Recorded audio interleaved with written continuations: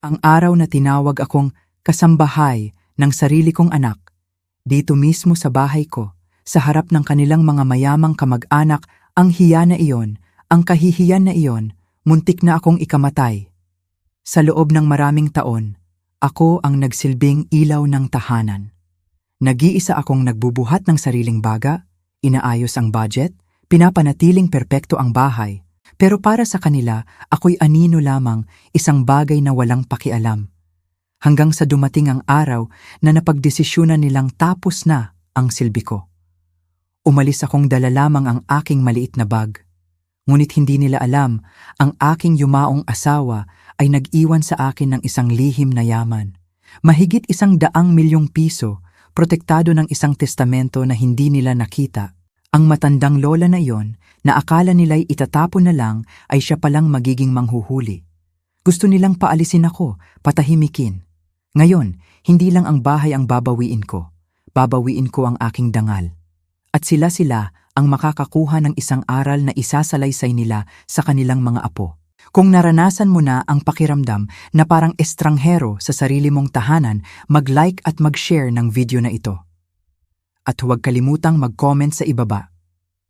Saan kayo nanonood? Ibahagi ninyo ang inyong kwento. Ako si Maria Clara, pero Clara na lang ang tawag nila sa akin. 34 na taon na ako. At ang buhay ko noon parang isang lumang orasan, paikot-ikot lang sa iisang ritmo araw-araw. Bilang isang accountant sa isang maliit na opisina dito sa Maynila, sapat lang ang kinikita ko para makaraos. Yung apartment ko isang kwarto lang, nasa gilid ng syudad. Malinis, pero wala namang espesyal. Ang tanging espesyal sa buhay ko siguro ay yung nararamdamang kaba bawat buwan, kapag dumarating na ang mga bayarin. Laging kulang, laging may hinahabol. Pero lahat yon nagbago noong nakaraang Martes. Pagtingin ko sa hawak kong ticket sa lottery, hindi ako makapaniwala. Yung 6 na numero sila na pala ang magbibigay sa akin ng 250 milyong piso. Pambansang loto, ang sabi nila. Ang laki, sobrang laki. Yung mga kamay ko, nanginginig. Gusto kong sumigaw pero pinili kong huminga muna. Malalim. At habang humihinga ako, habang pinoproseso ko ang nakikita ko isang desisyon ang nabuo sa isip ko. Isang mahirap na desisyon. Hindi nila malalaman. Hindi muna. Ang pamilya ko at ang pera, hindi sila magkasundo. Masakit man isipin, maraming beses na akong nasaktan. Kung may natutunan man ako sa buhay, ito yon. Minsan, ang pagiging tahimik ang pinakamagandang proteksyon. Kaya, kung ngayon ay nakikinig kayo kung gaano man kalayo ang lugar nyo, sana'y makasama ko kayo sa kwentong ito.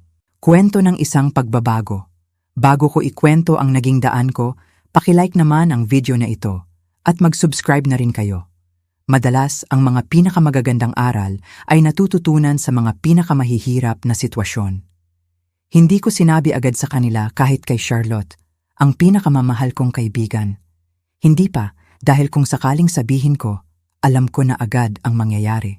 Parang paulit-ulit na pelikula sa isip ko. Mga alaala, mga sakit na hindi nawawala. Si Jason, ang kapatid kong laging may problema sa pera.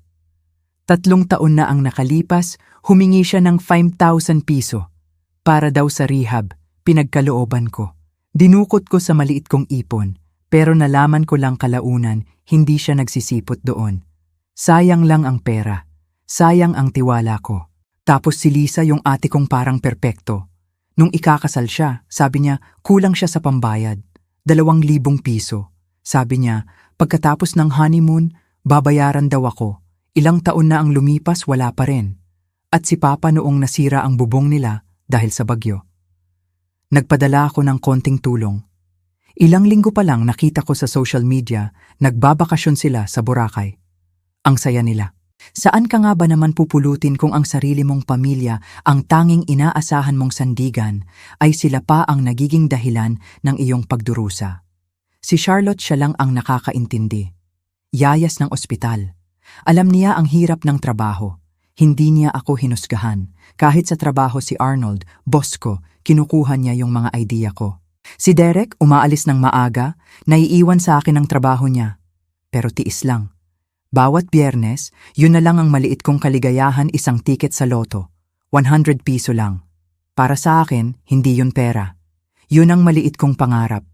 Yung posibilidad na baka sakali. Sabi ni Mama, math tax daw iyon. Sabi ni Jason, ibigay mo na lang sa akin, Clara. Pero para sa akin yun ang konting liwanag sa madilim kong mundo. Isang Martes. Hindi lang basta Martes. Birthday ko pala noon, 34 na taon. Naisip ko, bakit hindi kaarawan ko naman? Kaya iba ang ginawa ko sa araw na iyon. Pagkatapos ng trabaho, pumunta ako sa tindahan ni Mang Ben, yung sa kanto lang. Happy birthday, Clara, sabi niya. Nakakatuwa. Binigyan niya ako ng ngiti. Karaniwan, 100 piso lang ang binibili kong ticket. Pero sabi ko, isang extra ticket po para sa swerte. Binigay ko yung 200 piso at pinili ko mismo ang mga numero. Hindi yung basta-basta, yung 3 at 16 birthday ko, yung 2 birthday ni Mama, 21 birthday ni Papa, 9 para kay Tita Martha, at yung 30 para kay Charlotte. 6 na numero, 6 na taong mahalaga sa akin sa mabuti man o hindi. Umuwi ako, nagluto ng konti, nagbukas ng isang bote ng alak na regalo ni Charlotte. Saktong 8 ng gabi nagsimula ang drawing. Hindi ako masyadong nakatutok. Nagbabasa lang ako sa phone ko. Tapos naalala ko yung ticket, kinuha ko, at dun na nagsimula ang hindi ko makakalimutang gabi. Una, 3. Okay, sabi ko. Pangalawa, 16. Dito na nagsimula yung kaba ko. Sunod 2, tapos 21. Siyam. Pagtapat ko ng huling numero 30, napahinto ako. Hindi ako makahinga. Tinitigan ko yung papel, tinitigan ko yung screen ng TV, tinitigan ko ulit yung papel. Walang mali. Walang mali. Ang lahat ng numero tugma, 250 milyong piso. Ako lang ang nanalo. Yung kamay ko hindi mapakali. Hindi ko alam kung ano ang mararamdaman. Tuwa, takot. Parang hindi totoo. Naisip ko agad ano na kaya ang mangyayari. Nagbasa ako sa internet mga kwento ng nanalo. Marami ang nawasak ang pamilya. Marami ang nalugi. Parang nakakatakot. Buong gabi, hindi ako nakatulog. Nakaupo lang ako sa harap ng computer. Nagbabasa. Tungkol sa mga nanalo sa loto. Yung iba, naging masaya. Pero marami ang nawalan ng lahat. Pamilya, kaibigan, buhay na dati nilang kilala. Nakakatakot. Sobrang nakakatakot. Parang isang malaking sumpa ang perang ito kung hindi mo alam kung paano haharapin. Kaya sa pagdating ng umaga, alam ko na ang gagawin ko. Kailangan kong maging matalino. Kailangan kong protektahan ang sarili ko bago pa ako mabulabog ng kahit sino. Ang unang hakbang, isang abogado. Si Attorney Philip Reyes. Narinig ko na magaling daw siya sa mga ganitong bagay. Estate law, financial law. Nakakakaba pumunta sa opisina niya. Ang laki ng building, ang tahimik. Pakiramdam ko, isa lang akong maliit na langgam na may malaking sikreto. Pagpasok ko, inabot ko yung ticket. Gusto ko pong makuha itong premyo, pero ayokong malaman ng kahit sino, kahit ng pamilya ko. Natahimik siya saglit, tapos ngumiti. Mabuti ang desisyon mo, Miss Wilson. Tama ang ginagawa mo. Ipinaliwanag niya lahat. May paraan para maging anonymous.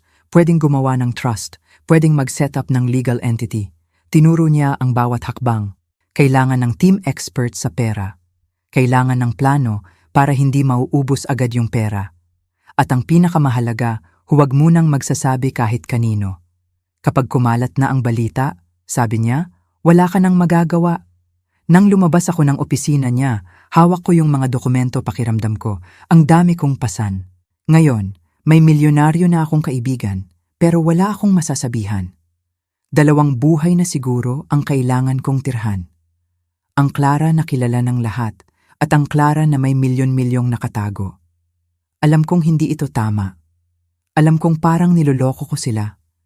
Pero hindi ko na alam ang gagawin ko. Pagkatapos ng lahat ng sakit, kailangan kong malaman. Kailangan kong makita kung sino talaga sila. Kaya nagplano ako. Isang kwento lang. Simple lang. Sasabihin ko, nawalan ako ng trabaho. Biglaan. Yung kumpanya nagsara raw. Yung pinakamalaking kliyente nila, umalis. At dahil doon, wala akong natanggap na final pay. Naiipon ko pa naman sana yung pera ko, pero nagkasakit ako. Kailangan ko ng mga gamot. Kailangan kong magbayad ng renta. At hihingi ako ng tulong. 5,000 piso. Hindi naman kalakihan para sa ilan sa kanila, pero sapat na para malaman kung sino ang titingin sa akin at kung sino ang titingin lang sa pera. Sino ang kakausapin ko, lahat sila. Sila Mama at si Joe Warren, si Papa at si Tita Stephanie, si Ate Lisa at si Kuya Paul, si Jason, si Tita Martha kahit alam kong siya ang pinakamabait, pati si Tita Heather at si Ryan. 10 tao. Lahat sila nakinabang sa akin noon sa iba't ibang paraan. Ngayon oras na para makita ko kung ano ang kaya nilang ibigay. Pinaghandaan ko ang bawat salita, yung sasabihin ko sa kanila. Kung paano ako magiging malungkot pero kalmado. Kung paano ako magiging desperado pero hindi mukhang nanloloko. Naglista ako ng mga posibleng itanong nila at kung paano sasagutin niyon. Naglista ako ng mga inaasahan kong sagot nila. Para sa akin ito na ang pinakaimportanteng proyekto ko, ang malaman kung sino ang totoo. Sinimulan ko sa pinakamalapit kahit alam kong mahirap. Pero kailangan kong malaman. Nagsimula ako sa pinakamalapit sa akin, sa aking ina, si Mama. Tinawagan ko siya, pinilit kong maging malungkot ang boses ko yung sapat lang para maramdaman niya, pero hindi masyadong exaggerated. Pagkasabi ko ng problema ko yung pagkawala ng trabaho, yung kailangan ko ng 5,000 piso, natahimik siya, huminga ng malalim. Sabi niya, "Oh anak, nako, alam mo naman, kararating lang ng bills namin. At si Warren at ako, kararating lang namin sa bagong lake house. Masikip ang budget ngayon." Tapos bakit hindi mo subukan si Papa o si Lisa? Tumango lang ako, kahit hindi niya nakikita. "Sige po ma, susubukan ko po." Alam ko na pero kailangan ko pa ring marinig. Para sigurado, sumunod si Papa sa isang cafe. Tahimik lang siyang nakinig. Habang kinukwento ko parang nag-grade lang siya. Nung sinabi ko yung 5,000 piso, bumuntong hininga siya. "Clara," sabi niya, "paano ba naman kasi yung budget mo? Ang sabi ko na sa inyo noon, magtabi kayo ng pang-emergency. Sayang at wala na yung naipon mo. Tsaka si Stephanie at ako naghahanda na sa retirement. Hindi ko pwedeng galawin ang ipon namin. Magpapasalamat ka rin sa akin balang araw. Ito ay magpapalakas sa'yo." Parang tinutusok ang puso ko, pero pinilit kong ngumiti. "Salamat po pa." Pumunta ako kay Ate Lisa. Ang ganda ng bahay niya, ang linis, nang sabihin ko sa kanya na pa-wow siya. "Oh my God, Clara, that's terrible." Tapos nung hiningi ko yung 5,000 piso, nagbago yung ekspresyon niya. Clara, hindi kasi ito yung pinakamagandang panahon. Kakabili lang namin ng bagong Audi, tapos yung tuition ng mga bata malaki, saka nagre-renovate kami ng master bath." Sabi niya, "Tingnan natin kung ano ang magagawa namin ni Paul. Baka maliit na halaga." Parang iisa lang ang sinasabi nilang lahat. Puro dahilan, puro pag-iwas. Pagkatapos ng tatay at ate ko, dumating naman yung mga susunod. Si Jason ang kuya ko. Sinubukan ko siyang tawagan, nag-text ako. Yung parehong kwento. Sagot niya agad, pero simpleng, "Sorry sis, walang pera ngayon." Tapos wala na. Hindi na siya sumasagot. Hindi na siya nagre-reply. Naalala ko yung mga hiningi niyang pera noon libo-libo. Puro pangako lang, walang natupad. Tapos si Tita Heather, ang ate ni Papa. Hindi ko na kailangang maghintay. Parang alam na niya agad. Nung tinawagan ko siya, sinabi ko yung nangyari. Sabi niya, "Alam mo naman ang sitwasyon natin. Tsaka hindi maganda yung kumpanya mo nun pa. Sabi ko na kay Papa noon, magtrabaho ka sa bangko. Pero ayaw mong makinig." Tapos parang nagbigay siya ng lecture tungkol sa pagiging madiskarte na dapat daw masipag ka lang. Pagkatapos ng tawag na rinig ko, mula kay Lisa, kumalat na raw agad yung balita ko kay Tita Heather. Parang pinagkakatuwaan pa ako. Si Ryan naman yung pinsan ko. Una, ang bilis ng reply niya. "Cassie, no problem. Let's have lunch tomorrow. I'll bring cash." Nagkaroon ako ng konting pag-asa. Pero kinabukasan nag-text siya. "Sorry, may biglang nagawa. Reschedule tayo soon." Siyempre, hindi na siya nag-reply ulit. Hindi na siya nagpakita. 7 na sila. 7 na ang hindi tumulong o hindi man lang nagpakita ng kahit konting malasakit. Yung dating handang tumulong sa akin noon ngayon, parang wala lang. Napagod ako. Sobrang napagod. Hindi lang sa paghingi ng tulong, kundi sa pag-alam na ganito pala talaga. Wala na. Parang naubos na yung lakas ko. Para bang wala akong halaga sa kanila kung wala akong maibibigay. kung wala akong pera. Pagkatapos ng lahat ng masasakit na pagtanggi yung pagkapagod, yung pagkawala ng pag-asa, may tumawag. Si Tita Marta, yung tanging diko na hindi ko tinawagan pero siya ang unang tumawag sa akin. Hindi ko pa nga nasasabi sa kanya yung tungkol sa trabaho ko pero alam na niya. Clara, hiha, sabi niya. Narinig ko ang nangyari. Kumusta ka? Naramdaman ko agad yung concern sa boses niya. Hindi yung pag-uusisa, kundi yung malasakit talaga. Nagkita kami sa isang maliit na kainan. Pagkaupo pa lang namin, yakap niya ako. Nakakalungkot ang nangyari sa'yo, anak, sabi niya. Habang kumakain kami, kinukwento ko yung totoong nangyari. Yung plano ko, yung mga reaksyon nila. Nakikinig siya. Hindi siya nagalit. Nakikita ko sa mata niya yung pag-unawa. Tapos pagkatapos kumain, kinuha niya yung wallet niya. May inabot siyang sobre sa akin. Ito, Clara, sabi niya. Alam kong hindi ito sapat, pero sana makatulong sa renta mo. 3,000 piso. Hindi ako makapagsalita. 3,000 piso, alam ko kung gaano kahirap para sa kanya. Alam ko kung gaano ka-limited ang budget niya. Pinilit kong ibalik. Tita, hindi ko po matatanggap. Hindi po pwede. Pero ngumiti lang siya. Pamilya tayo, Clara. At kung kailangan mo ng matutuluyan, pwede ka dito sa akin. Kahit pansamantala lang, may sopa dito na nagiging kama. Hindi marangya, pero libreng tulugan. Doon ko naramdaman, yung totoong malasakit. Yung hindi naghihintay ng kapalit. Yung pagmamahal. Yung 3,000 piso na yon, mas mahalaga pa sa milyon-milyon na nakuha ko. Dahil nalaman ko, meron pa palang tunay na nagmamalasakit. Kahit sa gitna ng lahat ng pagkabigo. Hindi ko alam kung paano ko pasasalamatan si Tita Marta. Siya yung tunay na liwanag sa gitna ng kadiliman. Hindi ko na kinaya. Yung bigat ng sikreto at yung pagmamahal ni Tita Marta. Kaya niyaya ko siya sa apartment ko. Kailangan kong sabihin sa kanya ang buong katotohanan. Yung tungkol sa loto. Yung tungkol sa eksperimento ko. Nanginginig ang kamay ko habang sinasabi ko. Yung pagsabog ng pera na yon, 250 milyong piso. At yung pagpapanggap ko. Yung paghingi ko ng tulong sa kanila para lang malaman kung sino ang totoo. Alam kong masasaktan si Tita Marta. At tama nga, malungkot siya. Clara, sabi niya. Nakakalungkot na kailangan mong gawin yon para malaman mo lang. Pero naiintindihan ko. Tapos ikinuwento niya sa akin ang tungkol kay Robert, yung dating asawa niya. Paano siya niloko nito gamit yung mana niya? Paano nagbago ang lahat dahil sa pera?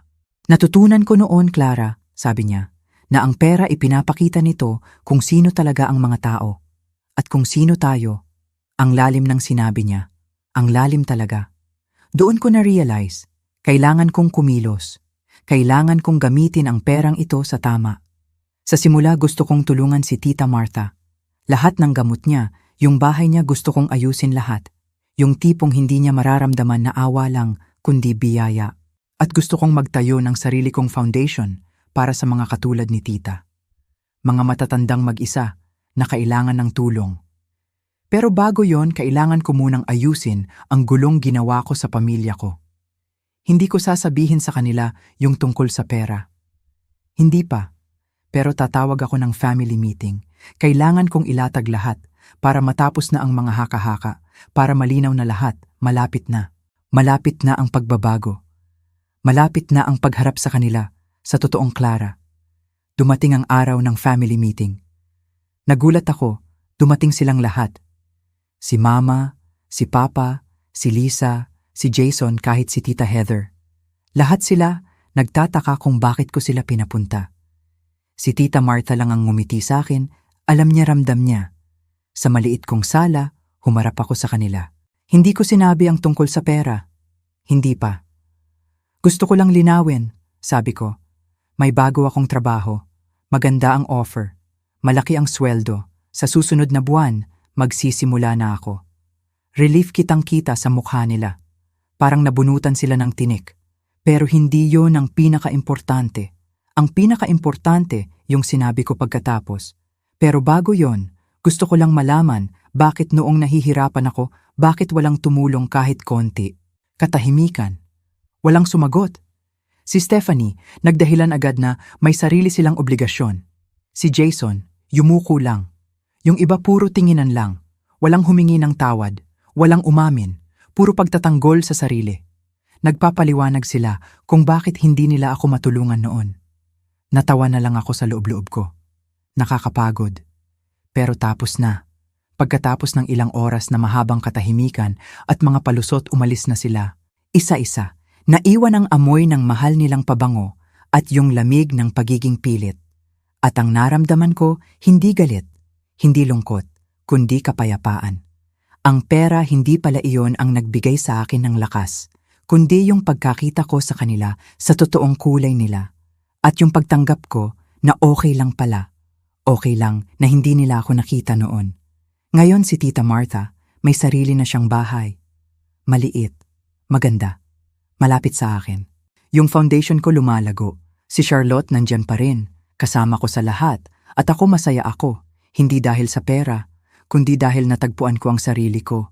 Yung halaga ko hindi nasusukat sa kung ano ang maibibigay ko, kundi sa kung sino ako. Natagpuan ko ang tunay na kahulugan, at yun ang pinakamahalagang biyaya.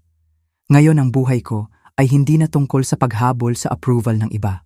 Natagpuan ko ang tunay kong halaga hindi sa pera, kundi sa pagiging totoo sa sarili ko.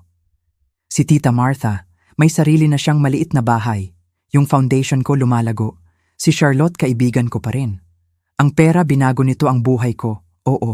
Pero hindi nito binago kung sino ako. Ito lang ang nagbigay sa akin ng lakas para ipakita kung sino talaga ako.